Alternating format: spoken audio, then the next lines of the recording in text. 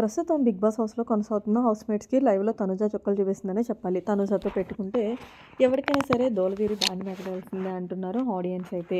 Live కింద అయితే కామెంట్స్‌లో అయితే పెడుతున్నారు. ఇక అసలు విషయానికొచ్చేస్తే తనుజ ఫుడ్ మేనేజర్‌గా ఉన్నప్పుడు తనుజని ఎందుకు టార్గెట్ చేశారో ప్రత్యేకంగా మనం చెప్పుకోనవసరమే లేదు. అందరిని పిలిచి దయచేసి దొంగతనం చేయొద్దన్నా సరే ఏదో వాళ్ళతో పుల్లలుగా కంటెంట్ కోసం చేశారు. కానీ ఈరోజు అదే దొంగతనంలో తనూజ ఆ హౌస్‌లో ఉన్న ప్రతి ఒక్కళ్ళకి వీళ్ళకి, వాళ్ళకి అనే కాదు అందరికీ కూడా చుక్కలు చూపిస్తుందనే చెప్పుకోవాలి.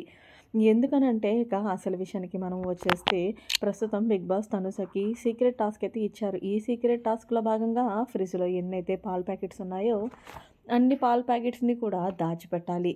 అయితే ఇవి వాళ్ళకి కనిపించకూడదు. అయితే తనుజ పొద్దున్నే ఎవరు లెక్కకముందే వాటిని వెంటనే ఏవైతే ఫ్రిడ్జ్‌లో 7 పాల ప్యాకెట్లున్నాయో అవన్నీ కూడా దాచిపెట్టేసింది.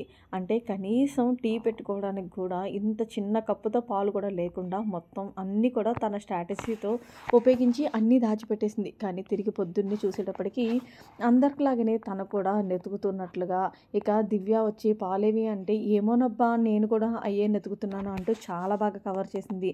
నిజంగా దొంగతనం చేసినా కూడా ఏమీ తెలియనట్టు భలే ఉందని చెప్పుకోవచ్చు.